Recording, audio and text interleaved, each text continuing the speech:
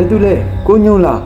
ကိုညိုတကယ်တော့ငါလေနေတို့မြင်နေရတဲ့တာမန်မိန်းကလေးတယောက်မဟုတ်ဘူးငါနေကိုဒုက္ခရငါ့ဘဝရဲ့ကံကောင်းခြင်းမှာပဲဟာ Echoes of fear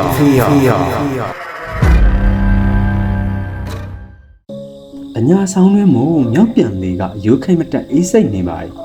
ရွာဦးပိုင်းကဦးမြူရဲ့အိရှိကိုပြက်ပေါ်မှာတော့ရွာသားတစုဟာရင်းနှင်းချမ်းဝိုင်းပွက်ရင်းနဲ့မိဖို့ဝိုင်းကအတင်းတုပ်နေကြပါတယ်ဒါပေမဲ့ဒီညသူတို့ပြောပြနေတဲ့အကြောင်းအရာတော့ပေါ့ပေါ့ပါပါတော့မဟုတ်ပါဘူး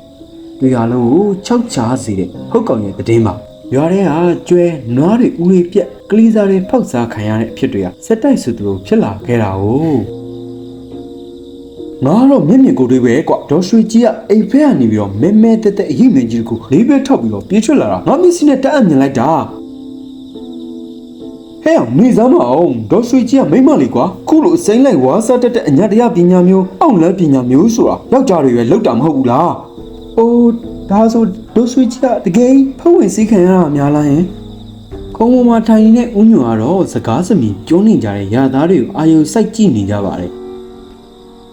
ရုတ်တရက်ဆိုသလိုသူ့ရဲ့မြေးဖြစ်သူစိတ်ရတော့ခုံမို့လာထိုင်ပြီးတော့သူမြင်ခဲ့ရတဲ့အဖြစ်ကိုဦးညွန့်ပြန်ပြောပြပါတယ်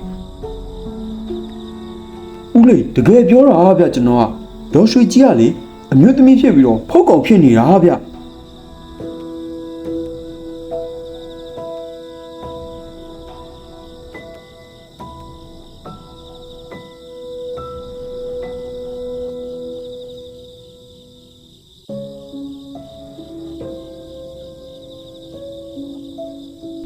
ညနေတကောင်ရဲ့အချိန်မှာတရွာလုံးတိတ်ဆိတ်နေပြီးတော့ရောက်ဝေးရနေခွေဦးတန်ကလွဲရင်ဘာတန်မှမကြားရပါဘူး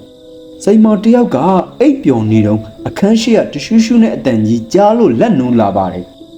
ပရဲပေါကိုကြည့်လိုက်တော့လာရအောင်မှမြင်လိုက်ရတဲ့မြင်ကွင်းကြောင့်အတန်တော့မထွက်နိုင်တော့ပါဘူးစမင်းတွေမရှိမျက်လုံးတွေကနေရပြီးသွားတွေကပြူးထွက်နေတဲ့တရဝါကြီးတစ်ကောင်မှာပါဇက်မှာလည်းသွေးတွေပိတ်ပွားလို့အဲ့ဒီတရဝါကြီးကပရဲပေါတိုင်တွေကိုအတင်းတိုးဝေပြီးတော့အဲ့ထဲကိုဝင်မှုစူးစမ်းနေပါတယ်ငါရဲ့လိုဝချို့တီးတဲ့ကောင်အသေးခံပြီးတော့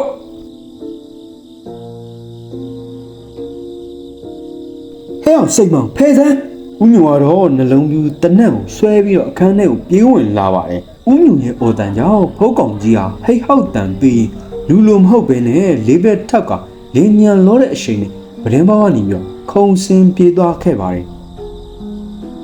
ဘာကြီးတည်ရမလားအဲ့ဒေါ်ရွှေကြီးမလားဟင်ဦးညိုကတက်ပြင်တစ်ချက်ချရင်အေးငါတီးတာကြာပါပြီကွာဒါပေမဲ့မင်းပါစပ်ပိတ်ထားနော်ဘသူ့မှပြန်မပြောပြနဲ့ငါတောင်းပန်နေဦးညိုကတော့ဒေါ်ရွှေကြီးအကြောင်းသိဆုံးသူပါအသက်ဆက်ဆက်အရွယ်အဖောက်တရားသားလည်းမရှိလင်းလည်းမရှိပဲနဲ့တောဆက်ကတက်တာအိမ်လေးတစ်ခုမှာတကိုယ်တည်းနေထိုင်တဲ့သူပါအဲ့ဒီလိုပဲချက်ကိုနှစ်ပေါင်းများစွာဦးညိုတိတ်ဆဲပေးခဲ့ပါတယ်နောက်တစ်နေ့မနေ့ခင်မှာနေတောင်ကောင်းကောင်းမထက်သေးပါဘူးဦးညိုတရားကတော့ဒေါ်ရွှေကြီးအိမ်ရှိကိုရောက်နေပါပြီဒီကိစ္စကိုဆက်ပြီးတော့နှုတ်ပိတ်နေလို့မဖြစ်တော့ဘူးလို့သူဆုံးဖြတ်လိုက်ပုံရပါတယ်ဘယ်သူလဲကိုညိုလားအေးငါပါဆွေကြီးရဲ့တကားကြည်ကနေဖွက်သွားပြီးတော့ဒေါ်ရွှေကြီးရဲ့မျက်နှာပေါ်လာပါတယ်ညကကြောက်စရာကောင်းတဲ့ရုပ်သွင်းမဟုတ်တော့ပဲနဲ့အားငယ်နေတဲ့အဖွားအိုမျက်နှာလေးပါပဲဝင်လာလေကိုညိုအဲ့လိုဖိတ်ခေါ်လိုက်တော့ဦးညိုဝင်ထိုင်လိုက်ပါတယ်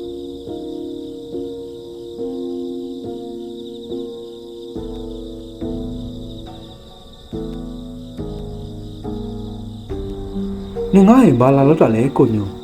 ဒေါ်ရွှေကြီးကတက်တာခုံပေါ်မှာခွေးလေးထိုင်ရင်မေးပါတယ်နင်သိပါတယ်ရွှေကြီးရဲ့ငါနင့်ကိုအပြစ်လာတင်တာမဟုတ်ပါဘူးငါတငယ်ချင်းဘာလို့ဒီလိုဖုတ်ဘွားမျိုးရောက်နေလဲဆိုတာကိုသိချင်လို့ပါဦးညိုရဲ့စကားကြောင့်ဒေါ်ရွှေကြီးမျက်ရည်တွေဝဲလာပါတယ်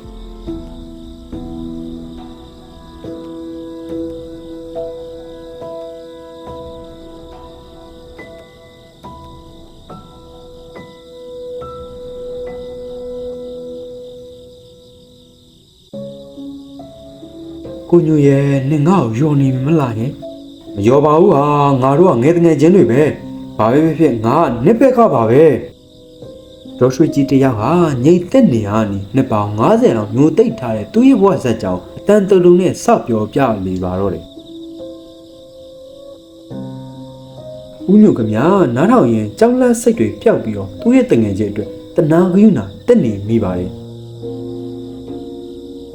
ရတရဘအနေငယ်ကြပြီးတဲ့နောက်မှာကန်တရားလောဆန်လို့မရတယ်လို့ဒေါ်ရွှေကြီးရဲ့ကတ္တမဆိုးကလေထိန်ချုပ်ရခက်ခဲလာခဲ့ပါပြီဦးညိုဟာဘလောက်ပဲကူညီဖို့စူးစမ်းပါစေအခြေအနေကဆိုးဝါးလာခဲ့ပါတယ်ဒီညနေဆောင်မှာတော့လဲငွေမြစ်ဖက်ကနေလူတန်တူတန်တွေစူညံပွက်လော်ရိတ်သွားပါတယ်ကဲကြပါအောင်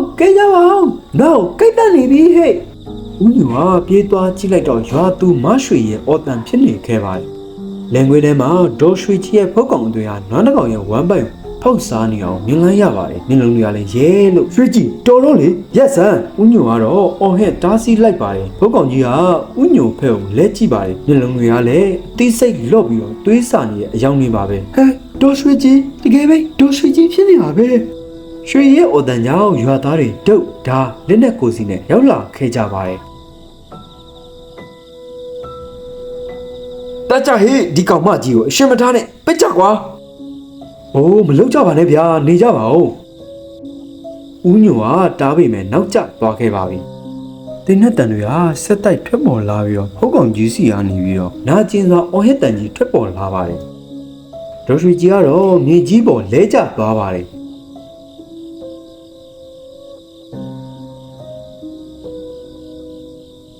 ဦးညိုလူအုပ်ကြားထဲကတိုးဝင်ပြီးတော့ဒေါ်ရွှေကြီးကိုပိတ်ဖက်ထားလိုက်ပါတယ်ကိုညိုငါဒီရွာမှာစစ်နေလို့မဖြစ်တော့ဘူးသွားပါနဲ့ဟာငါတို့ကုပေးလို့ရမှာပါ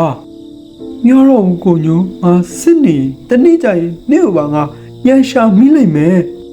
ဒေါ်ရွှေကြီးကတော့အာယူပြီးတော့စကားဆက်ပါတယ်ငါနေ့ကိုတွေ့ခွင့်ရတာငါဘဝရဲ့ကံကောင်းခြင်းပါပဲဟာငါ့ကိုလူရသွင်းပြီးပေါင်းသိမ့်ခဲ့တဲ့တူတဲ့တော့တငယ်ချင်းမလို့ကျေးဇူးတင်ပါတယ်ပြပြရွှေရွှေနဲ့ဒေါ်ရွှေကြီးဟာဖုတ်ကောင်တို့ရဲ့ထုံးစံအတိုင်းတာမန်လူတွေမလုံနိုင်တဲ့အရှိန်အုံနဲ့ထခုံပြီးအမောင်တို့ဘုံရဲ့တွန်းနှင့်ကြီးတဲ့ကိုတဟုန်ထိုးပြေးဝင်ပြောက်ကွယ်သွားပါတော့တယ်နှစ်တွေကြာကြီးပြောင်းလဲသွားပြီမဲ့လေဦးညိုကတော့အိရှိကော့ပြက်လေးပေါ်နီဒေါ်အုပ်ကြီးဖက်ကိုငငယ်မောမောကြည့်နေတတ်တုံးပါပဲ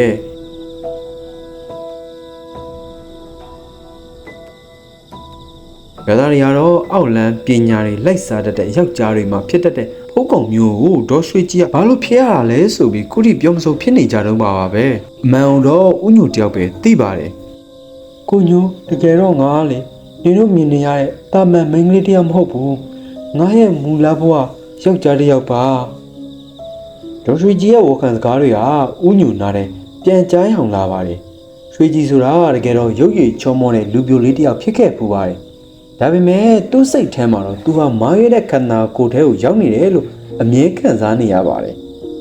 လာလာပပဝတ်စာချင်းပေမဲ့လည်းရှေးရိုးဆွဲပတ်ဝန်းကျင်တွေဟာသူ့ကိုလက်မခံကဲရဲရှုတ်ချခဲ့ကြပါတယ်နောက်ဆုံးမှာတော့သူလိုချင်တဲ့မိမလဘဝကိုရဖို့အတွက်နီလန်မောင်ရွေးချယ်မိခဲ့ပါတယ်ကန္နာဤပညာတက်တဲ့ဆရာတယောက်စီကနေရုပ်ပြောင်တက်လုံးတောင်းယူခဲ့ပါတယ်အဲ့ဒီတက်လုံးဟာထွေရပေါက်ပေမဲ့လည်းဝိဇာလမ်းလိုက်တဲ့ယောက်ျားတွေအတွက်ပေါ်ဆက်ထားတဲ့ဓာတ်လုံးဖြစ်ပြီးတော့မိမဖြစ်ခြင်းနဲ့စိတ်စောနဲ့သဘောအတရားကိုလောဆန်းပြီးသုံးဆွဲခဲတာကြောင့်ဖုတ်ကောင်ဖြစ်ရမယ်ကြိတ်စားတက်ခဲ့ရပါတယ်ရွှေကြီးကတော့သူ့ရဲ့ဖြစ်တည်မှုအမှန်ကိုလိုလားလို့အဲ့ဒီကြိတ်စားကိုလက်ခံခဲ့ပါတယ်မန္တလေးကြောင့်သူဟာအပြစ်မှန်းမှမိမတယောက်ဖြစ်လာပြီမဲ့လေညဘက်ရောက်ရင်တော့သွေးစားတဲ့ဘဝဆိုခံစားရရှာပါတယ်ဒေါ်ရွှေကြီးရဲ့ဇလန်ဟာခုတော့ရွာကလေးရဲ့ဒဏ္ဍာရီတစ်ခုလိုဖြစ်နေခဲ့ပါပြီတခါတလေလာတာတဲ့ညတွေဆိုရင်တောအုပ်ဘက်ကနေတက်ကိုင်းချောက်ကျိုးပဲ့တန်းတွေတရှုရှုနဲ့ပြေးလာတန်းတွေကြားရတတ်ပါတယ်အဲ့လိုညမျိုးဆိုရင်တော့ဦးညွတ်တယောက်ကပြုံးမိပါတယ်ဝမ်းနဲ့စရာကောင်းပေမဲ့လည်းပဲသူ့ရဲ့တငယ်ချင်းရွှေကြီးဟာတနေ့ရက်မှာသူ့စိတ်တိုက်ကြလောလတ်စာအသက်ရှင်နေသေးတယ်ဆိုတာကိုပါပဲလူချိုးကပြောကြတယ်အလတ်တရားဆိုတာပန်းမွက်လေးလိုနူးညံ့တယ်တဲ့ဒါပေမဲ့ဒေါ်ရွှေကြီးတို့တော့အလတ်တရားဆိုတာတွေးဆက်တွေနဲ့ပုံဖော်ထားတဲ့အလောက်ကောင်တစ်ခုတက်တက်ပါပဲဒီညမင်းတို့ရဲ့အိမ်ပတင်းပေါက်နာမှာတစုပ်တယောက်ကလာရက်နေတယ်လို့ခံစားနေရရင်တော့တတိထားပါသူကမင်းရဲ့အလားတရားကိုငေးကြည့်နေတာမဟုတ်ပါဘူးမင်းရဲ့ခန္ဓာကိုယ်နောက်ထပ်အိတ်အသက်တစ်ခုအနေနဲ့သဘောကျနေတာလေဖြစ်နိုင်ပါတယ်